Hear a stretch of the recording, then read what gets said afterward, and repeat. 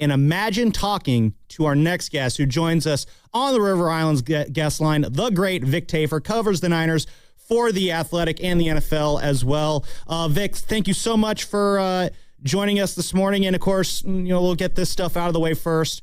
The big story this week is all the stuff going around Jed York. And I just, off the rip here, I just want to ask you, how much has this news of Jed York dominated the conversation around the facility with, writers and other reporters on the Niners beat, or just conversations with players? Just what can you kind of say about that here? Yeah, obviously it's a big story. I think that's been everyone's mind, everyone's lips the last few days. I think the players have done a good job of we all know Jed, and that's obviously it's a sad situation and embarrassing thing for him, and kind of just some really bad judgment. But as far as the football goes, which is what they're all focused on, it's not really a big deal in that regard, because they're all focused on either getting a job on this roster or getting a starting spot solidified, or actually trying to win a Super Bowl. So I think that part of it, at least they can keep that separate from their day-to-day jobs. Sure. Did you see him often last year, though, on the field during training camp?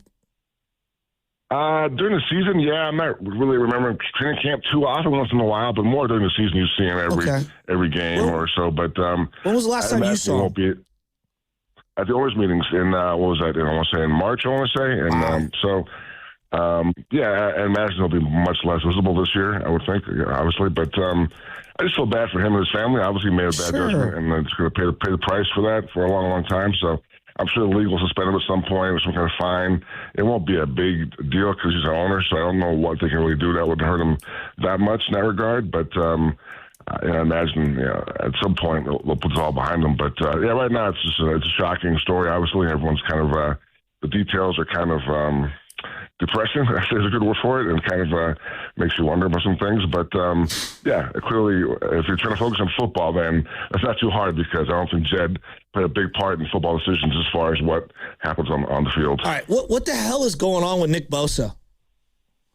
It's a great question. I thought last Saturday was kind of my deadline. If he's back by Saturday, then I won't worry about it. It won't be a major concern. We'll have enough time to kind of get warmed up for the season. But, he hasn't been visible on the field, which is, to me, is a little alarming. And I know Shanahan said he's good. He'll be back next week maybe, and we'll see how it goes. But at this point, what else are they going to say? So I'm definitely, if I was a 49ers fan, I'd be a little concerned about Nick Bosa not being visible so far the last few weeks. What scares you more, just you personally more, for them to pay him wanting more money, or this being a real injury? Yeah, I think it's more of an injury type deal. I don't know if it's a hold in or if because he was on the field before for a while. I think he was aiming to get back, and he was we saw the progress he made with the trainers on the sideline. He definitely seemed like he was ramping up, and all of a sudden he kind of vanished. So they're saying tendonitis, which is, I guess, a common side effect with knee surgery. So, my concern would be in terms of the players in this roster, he's sorely needed, and definitely are kind of key guys, because their pass rush was questionable even with Nick Bosa, I think. So without him, it's a major issue. Vic Tafur here, covers the Niners for The Athletic, joining us here on the River Islands guest line. And Vic, another veteran that we're kind of looking at and asking what's going on is Mike Evans. What's going on with him? It seems like every time I'm seeing him in the news, it's Mike Evans leaves practice early. Mike Evans getting wrapped on the sidelines. Mike Evans not available at practice. What's his practice availability been like just over the last week here? It's been spotty, but I'll say this. When he's been on the field and he's actually doing the drills and scrimmages, he looks great. So I think for him, it's more minor stuff where they're playing safe and being cautious. I think was it a calf or maybe a groin thing. So all indications I get are he's back next week and he's okay, but just kind of being precautious. And I tend to believe that because when I see him actually running around, he looks like Mike Evans. So I don't think it's a major deal. Okay, so what about Stribling? I heard that he was catching the ball yesterday, I believe, and flipping it with his non-injured shoulder hand. Is there any legitimate concerns about his shoulder? Another good question. I think for him and also Lenore, both are wearing different colored jerseys, like non-contact jerseys this past week in practice. But to me, that they're out there and they actually got one play on Tuesday in practice where he got a pretty big hit by accident, kind of on a pass across the middle, and he bounced back up. So again, I think they're being precautious, both those guys. I think both those guys plan to play week one. Vic, how much, if Stribling is good to go, which it sounded like he is, how much do you expect him to be utilized in the offensive attack here in these first few weeks of the regular season, based on what you've been seeing in practice and what we've seen here in the preseason so far? Yeah, he's fitting well. I mean, he knows the playbook already, and all the teammates kind of rave about his not only his speed in his hands, but also his IQ. I think he's got a lot to learn, but he's definitely made some big strides. I know Cal Shanahan's trying to talk him down a little bit, like you don't want to give him too much hype, but clearly with Ricky Pearsall being out, there's a role there. I don't know if it'll be like a huge fantasy guys like, I'm going to get, Stribling around 6. That might be a little high, whatever, but I think still got George Kittle coming back, and you got Debo Samuel will have a big part of the offense. So I don't know how many catches we'll have per week, but definitely he'll be a big part of the offense right out of the gate. Okay, and then you mentioned George Kittle here, and my partner and I, we've been watching and paying attention to Kittle's recovery, and I'll be honest, Vic, we're a little bit skeptical because again, he tore his Achilles 7 months ago. That's usually a 12 to 18 month recovery there. And George Kittle, a very physical player, playing a very physical position in a very physical sport, stepping back on the field 7 months after this surgery, it's always seemed a little bit dubious here, but he did return to practice in this last week. What can you say just about how Kittle has looked? How has he been moving? How has that heel been looking and reacting to his first week back in practice here?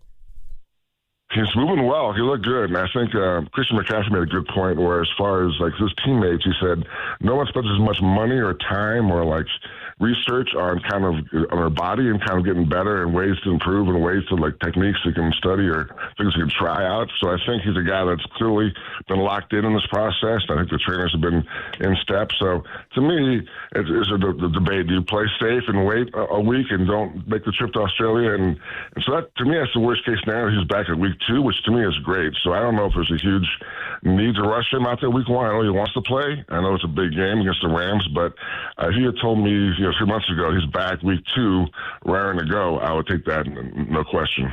Okay, through a month or so of practice, what do you think is the biggest strength of the team?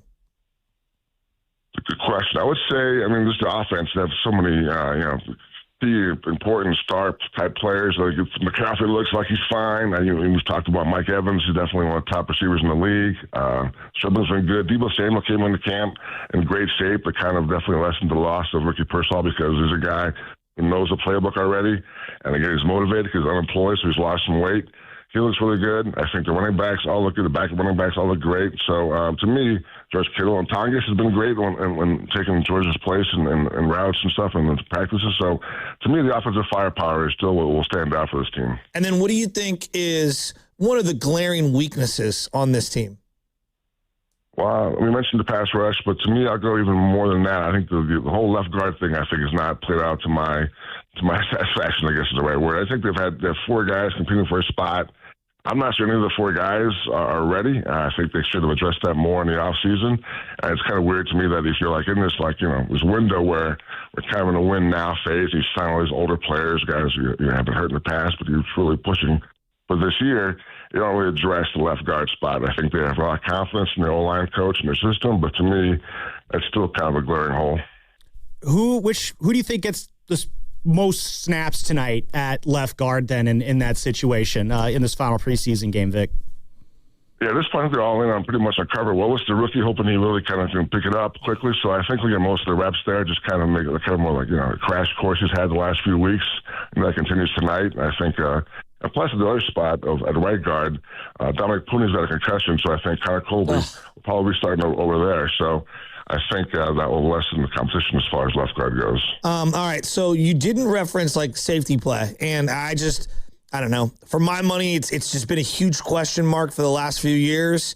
Are you as concerned as I am about their safeties?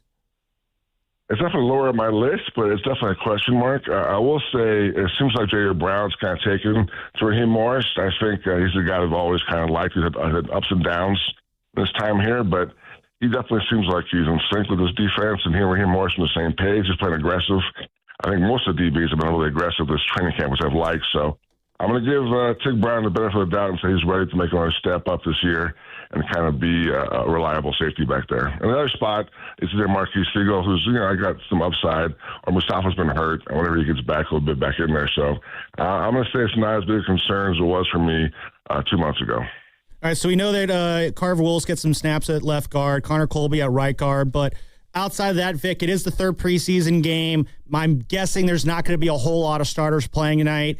Just who will be playing for the Niners tonight? And I guess who are some names either in a competition with someone or a roster bubble that 49er fans should keep their eye on tonight if the starters aren't going to be logging any snaps?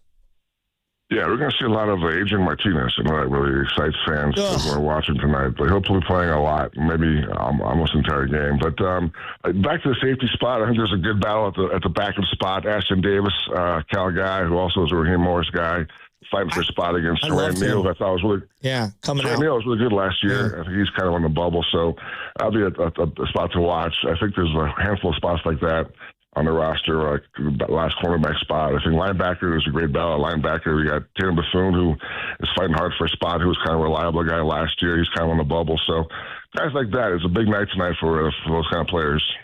And then last one here for you, Vic, that I got is Christian Kirk. Sounds like he's going to be an IR candidate. Are they going to get anything from him this season? Because missing training camp as a wide receiver in this offense it's tough to catch up during the regular season. It is, and obviously I know Christian's a veteran guy, has been around for a while, and I assume he'll be able to pick it up, but you're right, it's definitely a huge setback. They had big plans for him. And again, luckily that Stribling's been so good coming in where it eases the loss, but I still think he's in their plans. I mean, I think he'll be able to kind of get acclimated slowly at some point, but I do think they like him a lot. I know Brock Purdy's a big fan from their days together in Arizona, so I think, I think at some point he'll be a factor. Sorry, then one more here for you, Vic. How much of the running backs are you going to see tonight? Kalen Black, Jordan James, are you going to see any of them, or is it going to be a lot of Patrick Taylor Jr. and Sincere McCormick? It's a good question. I don't know what more you have to see out of James and Black if you're the 49ers. To me, they both look great. They're both healthy. Finally, they were hurt for a little while training camp. So, to me, those guys are a done deal. I wouldn't mess with those guys, but you never know. But they are younger players. They need more reps. But, yeah, I think it'll be a Sincere McCormick show tonight, which, again, I think he's a really good player who, if not here, he'll find a spot somewhere in the NFL.